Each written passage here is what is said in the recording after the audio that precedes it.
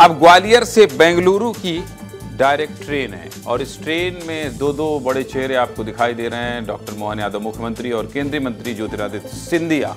इसलिए यह खबर आपको बताना जरूरी है।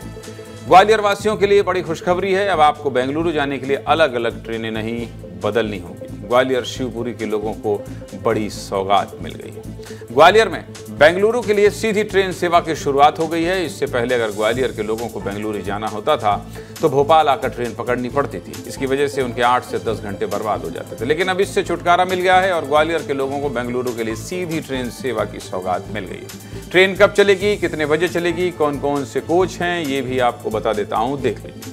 Train number 11085/86 Gwalior SMVT Bengaluru के लिए चलेगी। ट्रेन हफ्ते में सिर्फ एक दिन शुक्रवार को ग्वालियर से रवाना होगी। शाम के 3 बजे ट्रेन ग्वालियर से खुलेगी और 2 दिन बाद सुबह 8 बजे बेंगलुरु पहुंचेगी। इस ट्रेन में ग्वालियर से बेंगलुरु जाने में कुल 40 घंटे लगेंगे। इस ट्रेन में कुल 22 कोच हैं, जिसमें general class, sleeper class, AC class और इकोनॉमी क्लास शामिल है।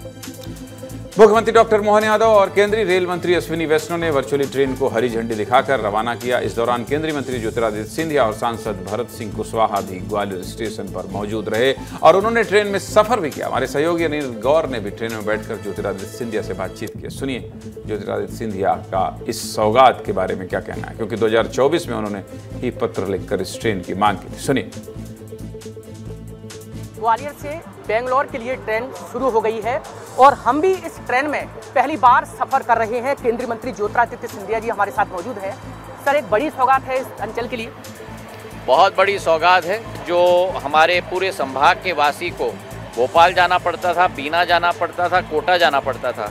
वहाँ स्टेशन पर 6-8 घंटे इंतज़ार करना पड़ता था और फिर वहाँ से कनेक्शन पकड़ना पड़ता था बेंगलुरु के लिए।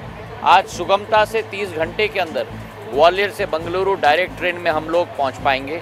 ये ट्रेन ग्वालियर से निकल रही है, लेकिन शिवपुरी में रुकेगी, गुना में रुकेगी, अशोकनगर में रुकेगी, बीना में रुकेगी, भोपाल में रुकेगी और मध्य प्रदेश का एक एक तिनका अपने दिल में उठाकर बेंगलोर तक पहुंचेगी। और बेंगलुरु से ये खाली हाथ नहीं वापस आएगी, ये अपने निवेश लेकर वापस आएगी, इसका मुझे पूर्ण विश्वास है। ट्रेन का शुभारंभ ग्वालियर रेलवे स्टेशन के प्लेटफॉर्म नंबर 4 से किया गया। यह पहली ट्रेन है जो ग्वालियर से शिवपुरी, गुना, अशोकनगर होते हुए बेंगलुरु जाएगी। ट्रेन के चलने से लोगों में कितनी खुशी है वो भी सुन लीजिए, देख लीजिए। फायदा होगा आपको? बहुत बढ़िया होगा, बहुत फायदा। सर, हम तो आते जाते रहते हैं। हाँ, रोज यहीं पढ़ने के लिए आते हो ग्वालियर? जी, ग्वालियर आगरा जाते हैं। आगरा जाते हैं? जी सर।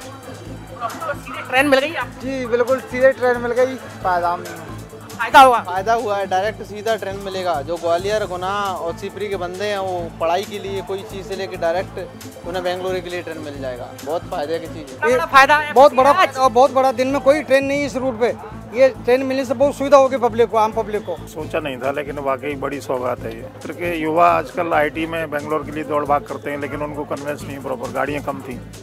इसके होने से गुना से पूरी अंचल के बच्चे आसानी से जा सकेंगे बेंगलोर। महाराज साहब ने जो ग्वालियर की जनता को सौगात दी है, अशोकनगर, शिवपुरी, ये जरूरी था, क्योंकि अभी तक उन लोगों को कभी भी मेन स्टेशन पर जाने के लिए ग्वालियर आना पड़ता था या भोपाल जाना पड़ता था।